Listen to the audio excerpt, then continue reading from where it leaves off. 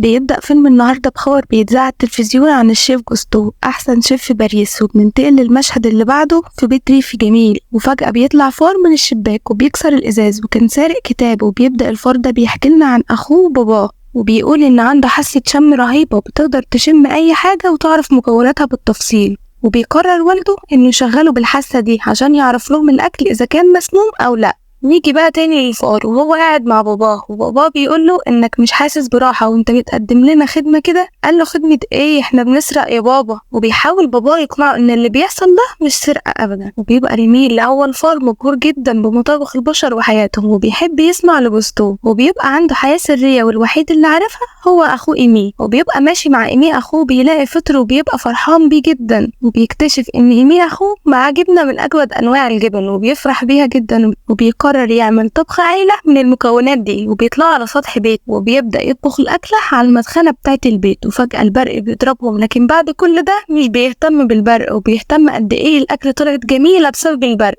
وبيقرر هو وإيمي يحط للأكل زعفران، وبيدخلوا البيت الست العجوزة اللي كان على سطح بيتها وبيدوروا على زعفران. وفجأة بيظهر جوستو في التلفزيون، وبيقف ريمي يسمع لكلام جوستو وهو منبهر بكلامه. وبعدها بيظهر خبر ان المطعم بتاع جوستو تراجع وبقى 4 نجوم بعد تقرير قاسي جدا حطه الذواق العالمي أنطوان إيجو. وبعدها مات الشيف وهو مجروح، وبينصدم ريمي جدا. وفجأة الست العجوزة بتصحى وبتشوف الفار، وبيهرب الفار وأخوه ريمي وبتضرب عليهم نار في السقف. وفجأة السقف بيقع وبتظهر عشيرة الفيران كلها، والست بتتخض جدا وبيحصل فوضى في المكان وبيهرب الفيران كلها. بيحاول ريمي يهرب بالكتاب اللي كان بيقرا منه وصفات الطبخ، وبيحاول يلحق العشيرة بتاعتهم لكن بيتوه منهم ومش بيعرف يوصل لهم ازاي. وفجأة بيقع في مكان كله مية، والدوامات بتاعة المية بتسحبه للصرف بتاع المدينة. بيقعد يقلب في كتاب جوستو، بيلاقي صورة جوستو بتكلمه بتقوله لو ركزت على اللي ضاع منك عمرك ما هتشوف اللي بيستناك، شوف رزقك الدنيا واسعة.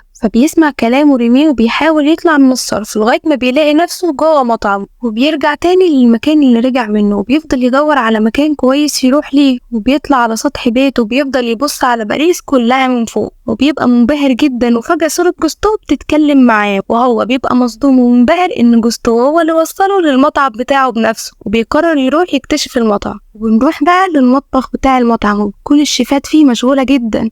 وبيظهر معانا شيف شاب صغير جاي يقدم على شغل في المطبخ واسمه لينجويني، ومدير المطعم بيتكلم معاه وبيبقى رافض يوظفه. والموظفين بيقولوا لمدير المطعم انهم عاوزين عامل تنظيف ولازم يوظف، وبيوافق انه يوظف لينجويني غصب عنه. وبنرجع بقى تاني للفار ريمي وهو بيتكلم تاني مع خيال جوستو، بيبص على المدير من فوق وهو بيتخانق مع الطباخين. وجوستو بيعرفه وظائف كل الموظفين، وبيقول له على لينجويني انه شخص مهم ويقدر يطبخ لانه دايما يقول ان الطبخ للجميع. بيرد عليه إيمي إنه فعلا الكل يقدر يطبخ لكن مش الكل موهوب. وفجأة لينجويني بيحط مكونات تانية في الشوربة غير الأصلية، وبيتصدم ريمي لأنه كده هيبوظ الشوربة. وفجأة وهو متعصب بيقع من السقف في حوض الغسيل، وبيطلع يجري في المطبخ وهو مرعوب. وفجأة بيطلع على عربية الأكل بتاعة الزبائن، وبيجي زبون يمسك الأكل وبيمسك الفار بالغلط، لكن ريمي بيقدر يهرب بسرعة والزبون مش بياخد باله. وبيرجع ريمي المطبخ وبيحاول يصلح طعم الشوربة اللي عملها لينجويني. وفجأة بيظهر لينجويني وبيشوف الفار، وبيجي مدير المطبخ فبيخبي لينجويني ريمي وبيهزقوا المدير، وبياخد طباخ الشوربة ومش بياخدوا بالهم وبيحاولوا يوقفوه ما بيعرفوش. وفجأة بتطلب الست اللي أكلت الشوربة إنهم يبلغوا المدير ويقولوا له إن الشوربة تجنن وعجبتها جدا. والمدير بيبقى عاوز يرفض لينجويني لكن الطباخين بيمنعوا إنه يعمل كده.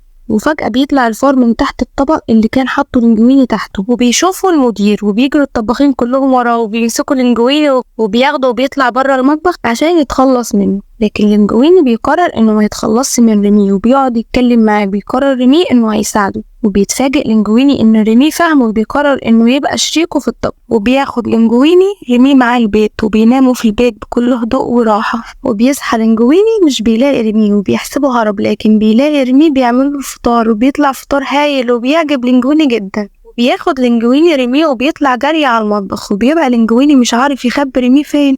وبيدخل المطبخ وبيلبس الطاقية على دماغه وبيبدأ ريمي يعض لينجويني بجسمه وبيدخل المخزن بتاع الخضار وبيفضلوا يتكلموا، وفجأة المدير بيدخل عليهم وبيقدر ريمي يستخبى بسرعة في طاقية لينجويني وبيطلع من المخزن. وبيبقى لينجويني وريمي بيتدربوا كل يوم في البيت على ازاي هيطبخوا مع بعض بسهولة، وبقى لينجويني محترف جدا في الطبخ بسبب ريمي. وبيرجع لينجويني وريمي المطعم وبيعملوا الشوربة تاني، بيقول المدير انه من النهاردة هيبقى تحت اشراف كوليت، وبتتكلم معاه كوليت وبتقوله انها مش هتضحي بشغلها عشان حتة زبال زيه حظه ضرب فلازم ما يغلطش في اي حاجة، وبتسيبه وبتمشي. وبيظهر معانا المدير في اوضه وبيفتح الجواب اللي كان مع لينجويني اول ما وصل المطعم. بنلاقي ان المدير اتخض جدا واتصل على المحامي عشان يجيله، وبيوصل المحامي بيقول له عاوز يعرف ايه قصه الولد ده وهل هيغير حاجه في المطعم ولا لا، وبيقول له ان ده مش ابن جوستو وجوستو ما خلفش، وبنعرف ان اللي كان في الجواب ان لينجويني ابن جوستو. والمحامي بيقول للمدير انه هيحاول يجيب عينه حمض نووي من لينجويني عشان يقدروا يتاكدوا اذا كان الولد ده ابن جوستو او لا. وبنروح للينجويني وهو مع البنت في المطبخ بتعلمه ازاي يقطع الخضار اسرع وانه لازم يخلي مكانه نظيف وهو بيطبخ،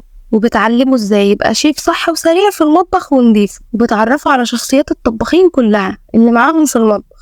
وبنيجي بقى لزباين المطبخ وهم بيسألوا على ايه الجديد، فبيتوتر الطباخين جدا وبيقولوا ان الزباين بتحب شوربة لينجويني، فبيتعصب المدير وبيقرر انه لازم يخلي لينجويني يطبخ صنف جديد مش حلو علشان يعرف يمشيه من المطبخ. فبيبدأ لينجويني وكوليت واللي بيساعدوا طبعا ريمي من تحت الطاقية وبيطبخوا الطبق الجديد، وبيجهز الطبق وبيطلع للزبون وبيقول له ان الطبق ده عجب الزباين جدا وانبهروا بيه، والطبق بدأ ينطلب من الزباين كتير جدا بسبب طعمه الجميل. وبيطلع لينجويني عشان يخلي ريمي ياكل بره المطعم، وهو داخل من الباب بيجي المدير وبيشيل الطاقية من على دماغه عشان كان شاكك ان في فار تحتها لكن مش بيلاقي حاجة. وبياخد المدير لينجويني وبيروح مكتبه وبيتكلم معاه. وبنروح بقى لريمي بطلنا الفار الطباخ وهو قاعد وسرحان، وفجأة بيشوف خيال حاجة في حفرة في الحيط، وبيطلع الخيال ده هو اخوه إيمي، وبيقول له إيمي ان هما بيحسبوه غرق في الشلال وبيقعدوا يتكلموا مع بعض. وبيروح إيمي يجيب اكل لاخوه وبيحاول يخليه يجرب الاكل ويستمتع بيه زي ما هو بيحب. يقول له إيمي انه لازم يرجع معاه العشيرة عشان باباه مش عارف انه لسه عايش، وبيروح معاه ريمي والعشيرة كلها بتعمل له احتفال وبيبقوا مبسوطين جدا ان ريمي رجع. وريمي بيقعد مع باباه وبيقول له ان لا مكان تاني يعيش فيه وهيبقى يزورهم من وقت للتاني. فباباه بيبقى زعلان وبتوه بيوديه مكان فيه فئران مقتولة، وبيقول له ان ده اللي بيحصل للفئران لما بتقرب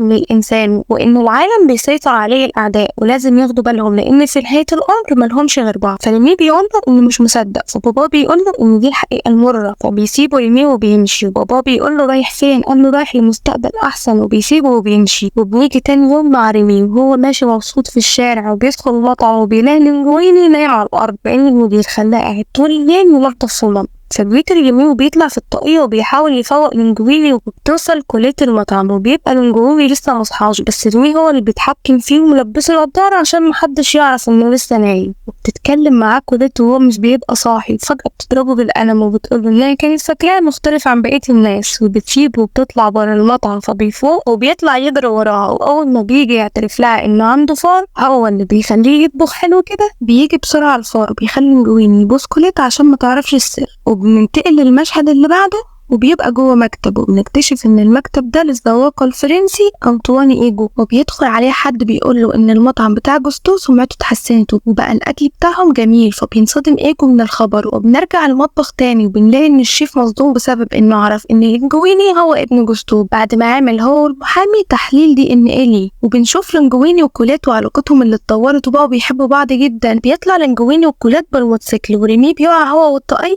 من على دماغ لينجويني والناس بتجري وراه، وبيقدر يهرب منهم وبيدخل مكان الصرف وبيبقى زعلان على نفسه جدا. بيروح ريمي المطبخ الصبح وبيلاقي اخوه مستنيه عند المطعم ومعاه حد من اصحابه، فبيدخل يسرق لهم اكل. بيكلموا جوستو في خياله وبيلوموا على السرقة دي. فجأة بيلاقي الوصية بتاعت جوستو، فبيقول له إن نفسه يقرأ الوصية دي، فبيسمح لجوستو إنه يقراها، وبيعرف منها إن جوستو يبقى أبو لينجويني، وبيعرف إن المطعم من حق لينجويني، وبيبقى مصدوم جدا. وفجأة بيدخل المدير وبيسرق ريمي الوصية وبيطلع يجري في الشارع وبيجري المدير وراه، وبيقدر ريمي يهرب بالوصية وبيروح يوريه على لينجويني، وبيعرف إن المطعم بتاعه كل الطباخين بيبقوا مبسوطين وبيحتفلوا بيه، والأخبار بتنتشر في المدينة كلها وبيطردوا المدير، وبتيجي الصحافة وبتعمل حوار صحفي مع لينجويني عشان يعرفوا سر موهبته الجبارة دي، لكن لينجويني مش بيقول إن ريمي هو السبب نجاحه. بنروح بقى للمدير الشرير اللي بيتصل بمكتب الصحة عشان يقول لهم إن في مستعمرة فئران في مطعم جوست، لكن الموظف مش بيعبره وبيقفل في وشه. وبنروح للينجويني تاني وهو في المؤتمر الصحفي، وفجأة الباب بيتفتح وبيدخل منه الناقد الفرنسي أنطوان إيجو، وبيتحداه إنه يبهره في الأكل ويدعي إن الأكل يعجبه وما يجيلوش إحباط. يطلع لينجويني يتكلم مع الفار وبيقول له إن كوليت كمان بتعرف تطبخ وهو لازم ياخد أجازة من المطبخ شوية. وفجأة بيشوفوا المدير وبيعرف إن اللي كان بيطبخ هو الفار وبيتشوف. ولينجويني بيسيب ريمي وبيدخل المطبخ، وبيبقى ريمي زعلان جدا، وبيجي أخوه أصحابه وبيقعدوا يهزروا ويتكلموا معاه. وريمي بيقول لأخوه قول لبابا يجيب العشيرة كلها، وبياخدهم وبيدخلوا المطعم ياكلوا منه كل اللي نفسهم فيه. وفجأة بيجي لينجويني المطعم والفئران فيه، وبيطلع له ريمي وبيعتذر له لينجويني، لكن بيكتشف إن ريمي بيسرق الأكل وبيطرده بره هو وأصحابه. بيزعل أوي ريمي وبيمشي وبيسيب العشيرة. وبيجي تاني يوم في المطعم وبيقول لينجويني كلمة للطباخين عشان يرفع من روحهم المعنوية شوية، لكن بيبقى متوتر أوي وهو بيتكلم. وبيطلع ريمي يبص عليه من الشباك وهو زعلان، وبينزل من الشباك يتكلم مع إيمي أخوه، لكن فجأة بيدخل في مصيدة وبيطلع المدير الشرير هو اللي عامل له المصيدة دي عشان يصطاد، وبياخده معاه. وبندخل تاني المطعم وبيكون أنطوان إيجو وصل، وبيتحمس الطباخين وبيبدأوا يشوفوا شغلهم. بيحاول العشيرة تطلعه عشان يقدر يساعد لينجويني، وهو بيقدر يهرب وبيروح للينجويني. وبيجي ريمي يدخل المطبخ فبيشوف الطباخين وبيجوا يضربوه، لكن لينجويني بيمنعهم وبيقول لهم ان هو ده الشيف الحقيقي. وبيطلع كل الطباخين من المطبخ ومش بيبقى غير كوليت ولينجويني، تسيبه هي كمان وبتمشي. لكن فجأة بيظهر فئران العشيرة كلها عشان تساعد ريمي، لكن بيدخل عليهم فجأة مفتش الصحة وبيقدروا يعطلوه. بيبدأ ريمي والعشيرة كلها تشتغل بكل قوة، ولينجويني هو اللي بيطلع يقدم الطلبات وبيبقى هو الجرسون بتاع المطعم. وفجأة بترجع كوليت وبتساعدهم وبيطلب من الفار انها تطبخ خلطبيطة بالصلصة إيجو، وبيطلع لينجويني يقدمها لإيجو وبينبهر إيجو جدا بيها، وبيفتكر كل ذكرياته وهو صغير ومش بيقدر يوقف أكل منها. بيدخل مدير الشرير المطبخ وبيتفاجئ بكمية الفئران اللي جوه، وبتاخده الفئران وبتكتفه وبتحبسه مع مفتش الصحة هو كمان. وبيقول إيجو لينجويني إنه منبهر بالأكل وبيشكره جدا عليه، فبيقول لينجويني إنه مش الشيف،